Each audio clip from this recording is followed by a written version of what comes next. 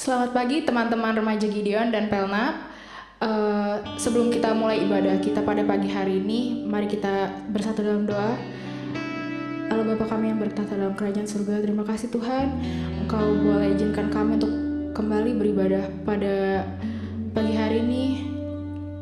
Tuhan, biarlah Engkau boleh pimpin ibadah kami dari awal pertengahan hingga akhirnya Tuhan. Biarlah Engkau turunkan Roh Kudus ke dalam hati kami Tuhan. Biarlah ibadah kami boleh berkenan dalam hadirat-Mu Tuhan. Terima kasih Tuhan, kami sudah mengucap syukur. Haleluya, amin. Mari kita angkat lagu pujian, Aku Melupakan Segala Yang Ada di Belakangku.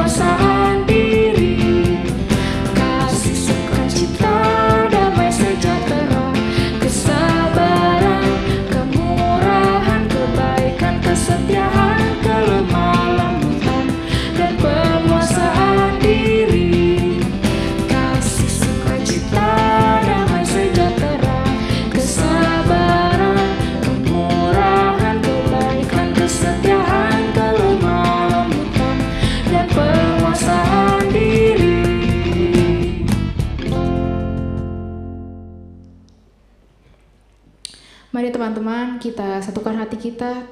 Kita mau menyembah Tuhan. Mari kita angkat lagu Mengenal-Mu.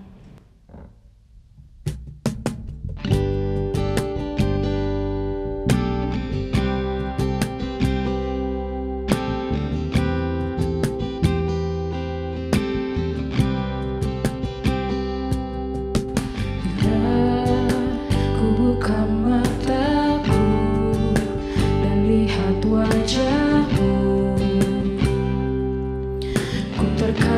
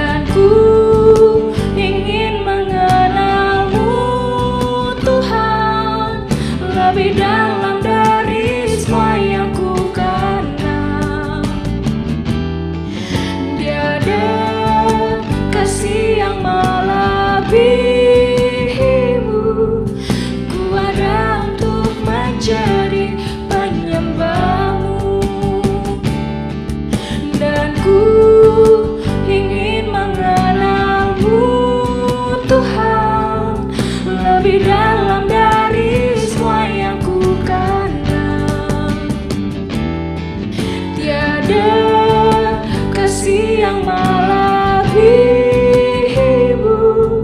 Ku ada untuk menjadi penyembahmu. Ku ada untuk menjadi penyembahmu. Ku ada untuk menjadi penyembahmu.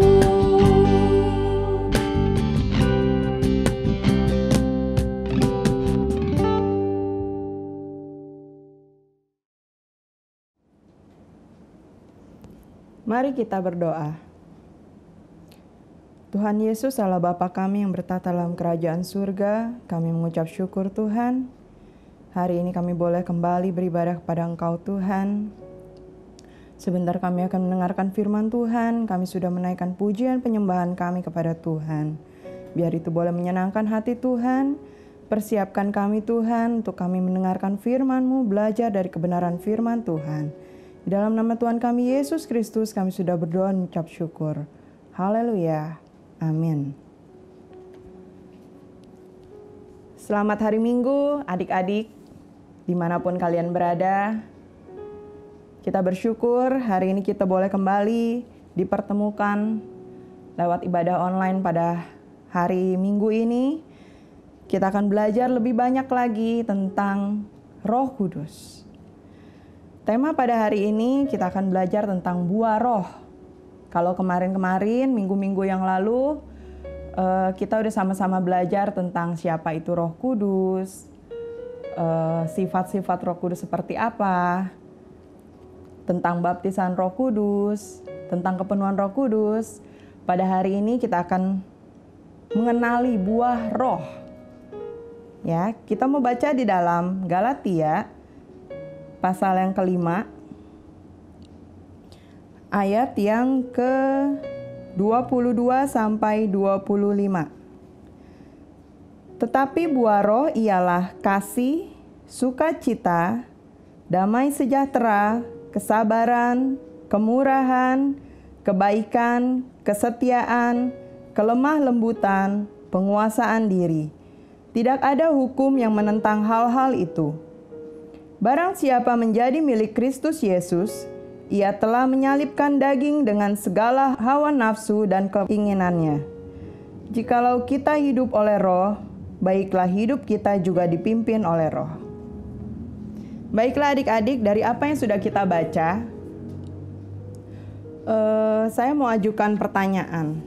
Jadi apa sih itu buah roh? Ya, sebelumnya kita mau lihat buah. Buah itu apa? Buah itu hasil dari pertumbuhan sebuah pohon. Ya. Buah juga menjadi identitas. Ya, adik-adik ya, identitas suatu pohon. Jadi pohon itu bisa dikenali, ini pohon mangga, yang ini pohon duren, yang ini pohon apel, itu dikenali dari buahnya. Kita baca di dalam Matius pasal 7 ayat 17 sampai 20. Demikianlah setiap pohon yang baik menghasilkan buah yang baik. Sedang pohon yang tidak baik menghasilkan buah yang tidak baik. Tidak mungkin pohon yang baik itu menghasilkan buah yang tidak baik, ataupun pohon yang tidak baik itu menghasilkan buah yang baik. Dan setiap pohon yang tidak menghasilkan buah yang baik, pasti ditebang dan dibuang ke dalam api. Jadi, dari buahnya lah kamu akan mengenal mereka. Ya, dalam ayat yang ke-20 jelas dikatakan dari buahnya lah kita akan mengenal sebuah pohon. Begitu juga dengan buah roh. Jadi yang bisa kita simpulkan apa? Buah roh itu menggambarkan karakter atau sifat-sifat Allah yang harus nyata ada dalam diri kita sebagai anak-anak Allah. Buah roh itu adalah hasil pertumbuhan rohani kita sebagai anak-anak Allah, hasil pengenalan kita secara pribadi kepada Allah, agar kita bisa menjadi semakin segambar dan serupa dengan Allah. Yang perlu dipahami di sini adalah buah roh itu tidak sama ya adik-adik dengan karunia roh. Kalau buah roh itu adalah hasil pertumbuhan rohani kita, sedangkan karunia roh itu adalah pemberian Tuhan, pemberian Allah untuk orang-orang tertentu. Orang-orang tertentu mungkin ada yang dikasih karunia bernubuat, ada yang dikasih karunia mengartikan bahasa roh, dan karunia-karunia lainnya. Kita kembali ke buah roh. Kenapa sih kita harus menghasilkan buah roh dalam kehidupan kita? Kenapa hidup kita harus ada buah roh di dalamnya? Kita buka di dalam Yohanes pasal yang ke-15 ayat yang ke-6. Barang siapa tidak tinggal di dalam aku, ia dibuang keluar seperti ranting dan menjadi kering, kemudian dikumpulkan orang dan dicampakkan ke dalam api lalu dibakar. Ya. Ranting-ranting yang kering, ranting-ranting tidak berbuah, itu akan dicampakkan ke dalam api, dibuang, dibinasakan. Begitu juga dengan kita. Kalau ibarat kata kita pohon berdaun rimbun nih, terlihat subur, tapi ternyata nggak ada buahnya. Apa yang terjadi? Kita akan seperti pohon ara yang dikutuk oleh Tuhan Yesus di dalam Matius pasal 21 ayat 19. Ya. Jadi kita selain bertumbuh, kita pun harus berbuah. Apakah kita benar-benar anak Allah yang tumbuh? Anak Allah yang benar-benar sudah ikut Tuhan dengan sungguh-sungguh? Itu bisa terlihat dari buah-buah kehidupan kita. Gimana kita kehidupan kita sehari-hari?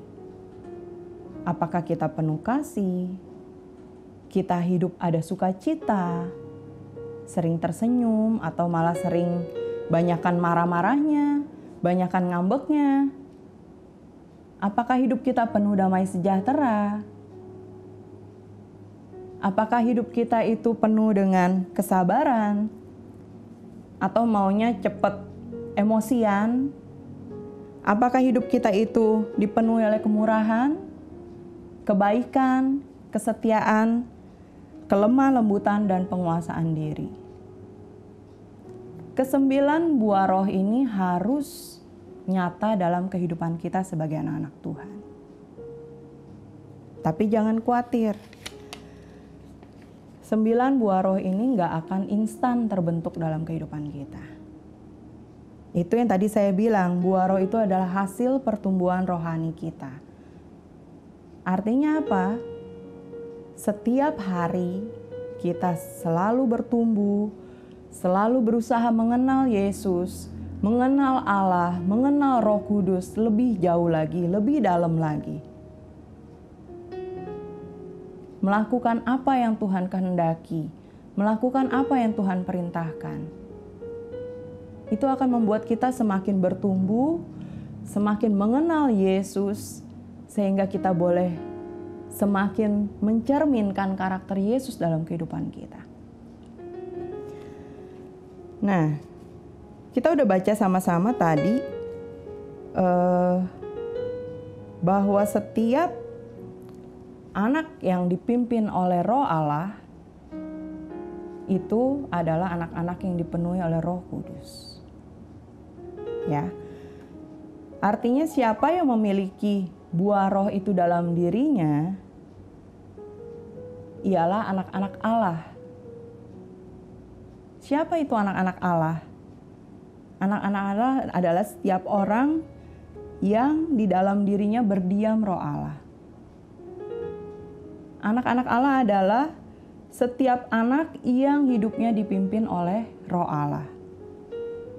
Nanti kalian bisa baca di rumah dalam Roma pasal 8 ayat 9 dan Roma pasal 8 ayat 14. Dalam Roma pasal 8 ayat 16 dikatakan bahwa Roh Kudus itu bersaksi bersama-sama dengan roh kita bahwa kita adalah anak-anak Allah.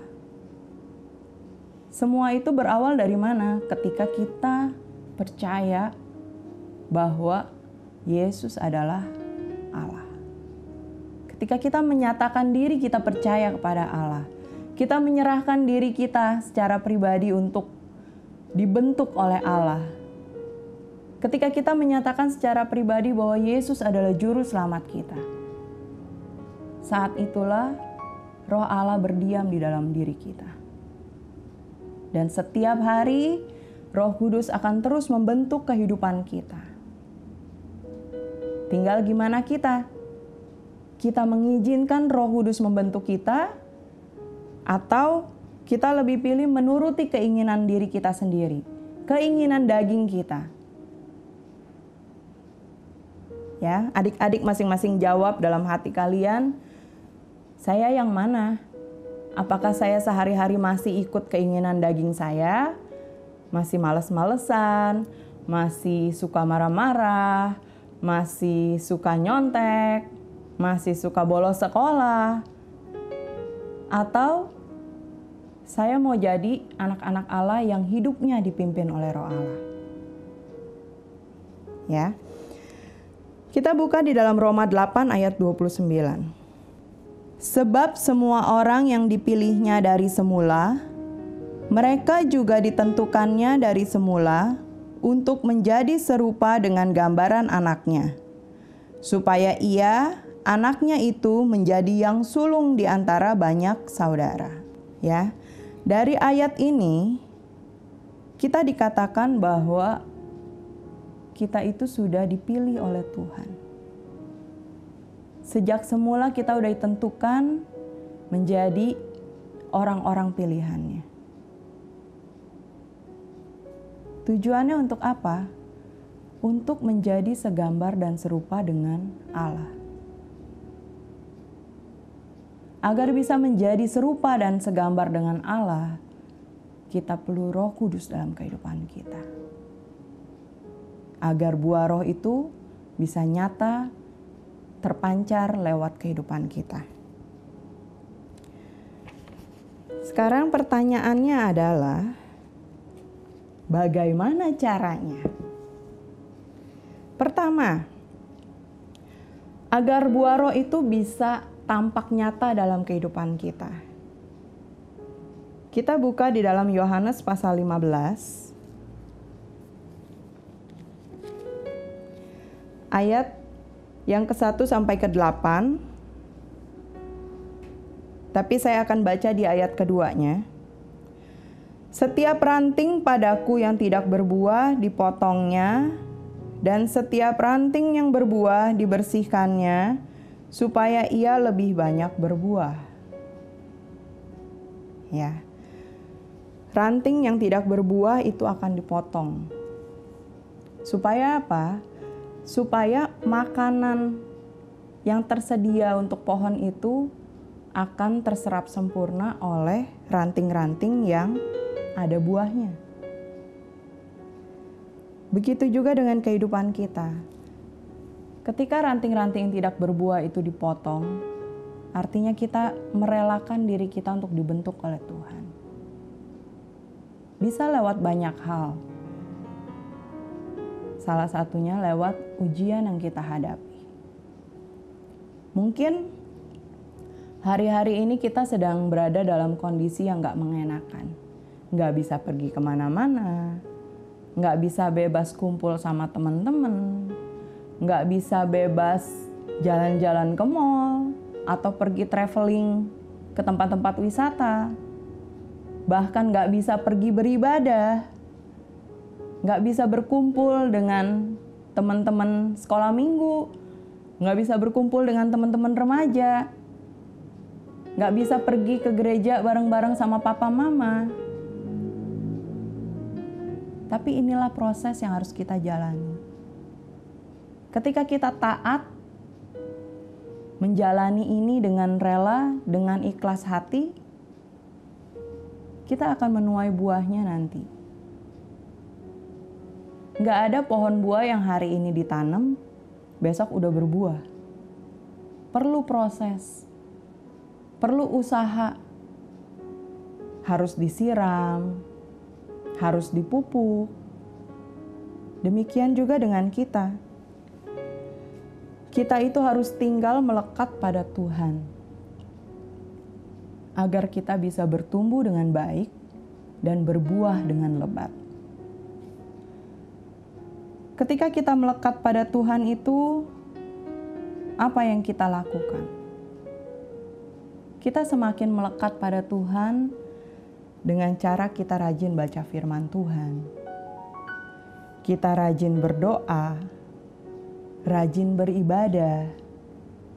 Entah itu beribadah ke gereja seperti biasanya kita beribadah, atau seperti sekarang, kita beribadah di rumah masing-masing.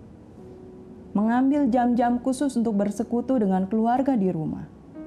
Yang mungkin pada waktu-waktu yang lalu ketika belum masa pandemi seperti ini, kita bahkan mungkin jarang ketemu sama papa mama.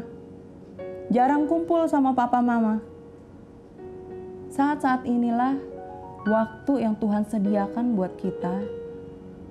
Ada jam-jam khusus yang Tuhan sediakan buat kita untuk kita bersekutu dengan keluarga di rumah. Ketika keluarga kita dipulihkan, gereja Tuhan pun pasti dipulihkan. Ada amin? Berikutnya, apa sih yang harus kita lakukan lagi supaya buah itu nyata dalam kehidupan kita? Kasih itu nyata dalam kehidupan kita. Kesabaran itu nyata dalam kehidupan kita. Kita buka di dalam Roma pasal 8 ayat yang ke-13 dan 14. Sebab jika kamu hidup menurut daging, kamu akan mati. Perhatikan, jika kita hidup menurut daging, kita akan mati. Tetapi jika oleh Roh kamu mematikan perbuatan-perbuatan tubuhmu, kamu akan hidup. Supaya bisa berbuah, kita harus hidup. Nggak ada orang mati yang bisa berbuah. Pohon pun seperti itu. Nggak ada pohon yang mati, yang udah kering, dia bisa berbuah. Bahkan pohon yang benihnya kurang bagus pun, itu bisa tumbuh tapi belum tentu berbuah. Apalagi pohon yang mati. Demikian juga dengan kita. Kita harus hidup baru kita bisa berbuah. Dari ayat yang kita baca tadi, gimana cara kita memperoleh hidup itu? Dengan cara mematikan perbuatan-perbuatan daging kita. Apakah kita bisa lakukan sendiri? Tidak. Di ayat 13 tadi bilang, jika oleh Roh kamu mematikan perbuatan-perbuatan tubuhmu. Artinya apa?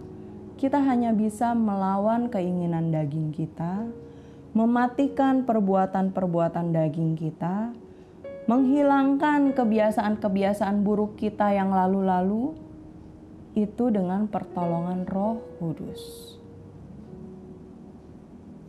Karena kita hanya manusia biasa, manusia fana, yang masih bisa melakukan kesalahan, yang masih bisa berbuat dosa. Kalau bukan karena pertolongan Roh Kudus, kalau bukan karena pimpinan dari Roh Kudus, kita nggak akan bisa melawan keinginan daging kita.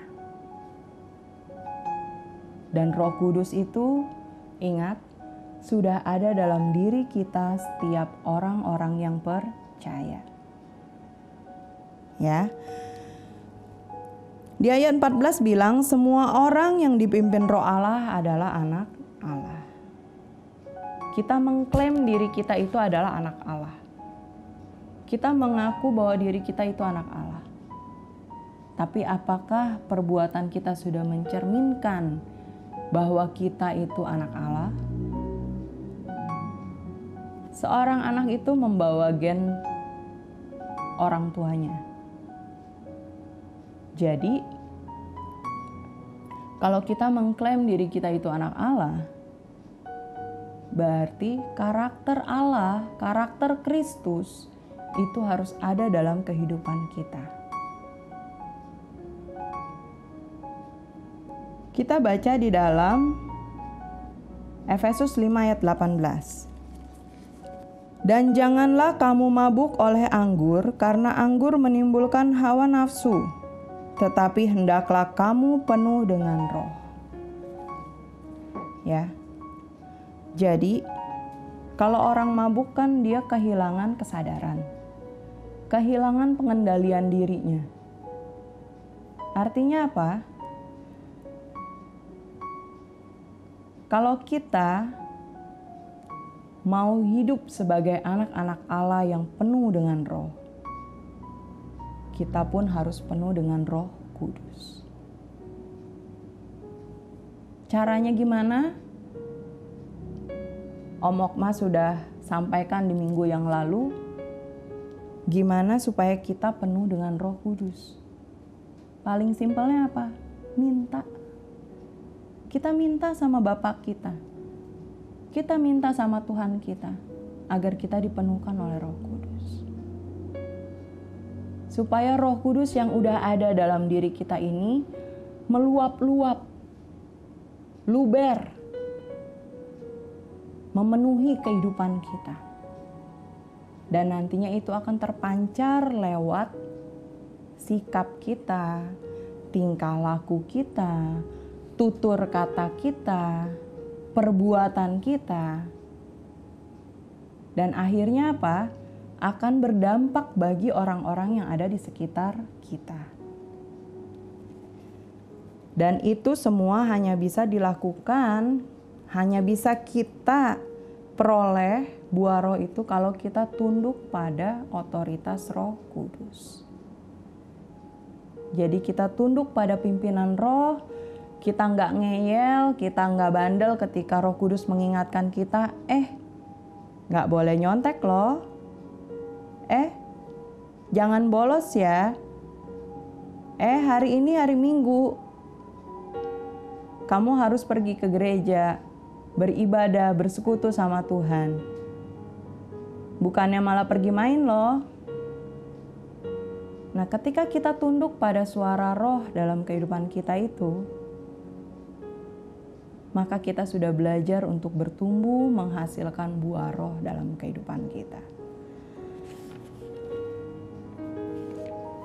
Yang terakhir, kita buka di dalam Yohanes pasal 15 ayat 16. Bukan kamu yang memilih aku, tetapi akulah yang memilih kamu.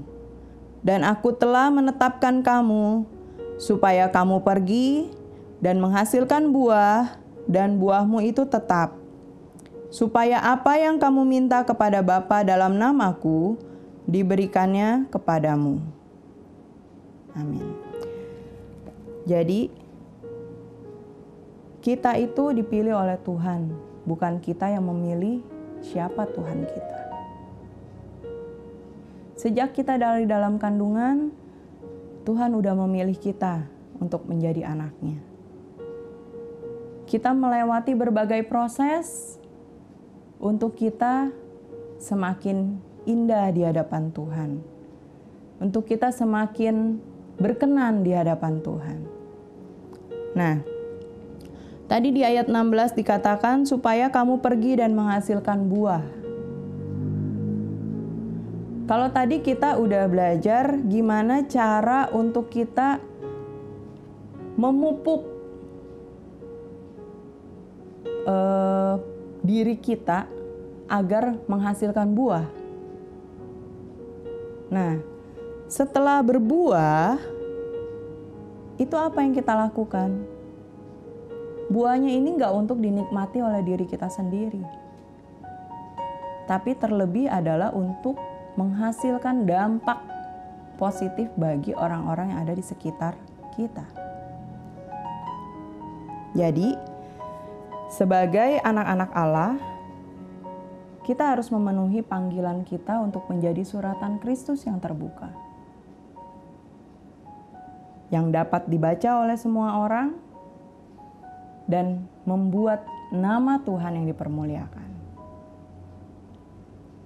Jadi, ketika kita menghasilkan buah roh dalam kehidupan kita, bukan cuman berguna buat diri kita agar semakin berkenan di hadapan Tuhan, tapi terlebih adalah menjadi saksi buat orang-orang yang ada di sekitar kita. Kita bersaksi lewat kehidupan kita. Mungkin kita nggak bisa berkata-kata seperti hamba-hamba Tuhan yang fasih, yang pandai menyampaikan khotbah. Tapi lewat kehidupan kita yang penuh buah roh, lewat kehidupan kita yang penuh kasih, lewat kehidupan kita yang penuh sukacita, lewat kehidupan kita yang memancarkan kesabaran, kelemah lembutan, percayalah, orang-orang di sekitar kita akan melihat Yesus dalam kehidupan kita. Dan dengan sendirinya mereka akan memuliakan Tuhan, akan mengagungkan Tuhan. Oh, anak-anak Tuhan ternyata baik hati. Anak-anak Tuhan ternyata bisa mengendalikan diri, bisa mengendalikan emosinya, bisa mengendalikan hawa nafsunya. Ternyata anak-anak Tuhan itu penuh kasih, suka berbagi kasih dengan orang-orang. Ayat terakhir kita baca di dalam Matius pasal 5 ayat yang ke-16. Demikianlah hendaknya terangmu bercahaya di depan orang, supaya mereka melihat perbuatanmu yang baik dan memuliakan Bapamu yang di sorga. Amin. Jadi, biarlah kehidupan kita senantiasa memancarkan buah roh dan bisa menjadi saksi, menjadi terang buat orang-orang yang ada di sekitar kita, sehingga nama Tuhan saja yang dipermuliakan. Firman Tuhan sampai di sini. Sekarang kita akan sama-sama berdoa. Mari kita berdoa. Tuhan Yesus, terima kasih buat firman yang sudah kami dengar pada pagi hari ini Tuhan. Kami mengucap syukur Tuhan, kalau Roh Kudus itu sudah ada dalam kehidupan kita. Roh Kudus itu sudah ada dalam kehidupan kami, menuntun kami, mengingatkan kami, menjagai kehidupan kami, agar kami tidak melenceng, kami tidak terjatuh ke dalam dosa.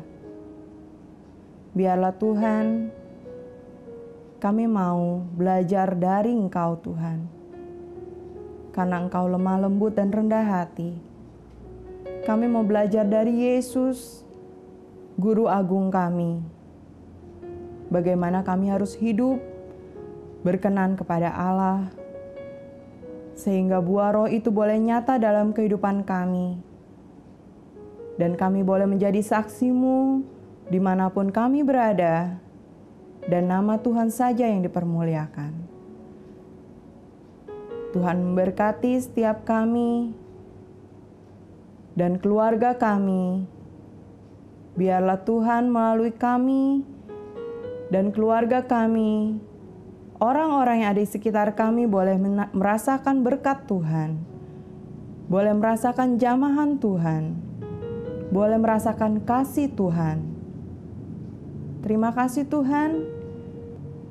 Kami alaskan doa kami ini dalam nama Tuhan kami Yesus Kristus. Haleluya. Amin. Happy Sunday, Tuhan Yesus memberkati.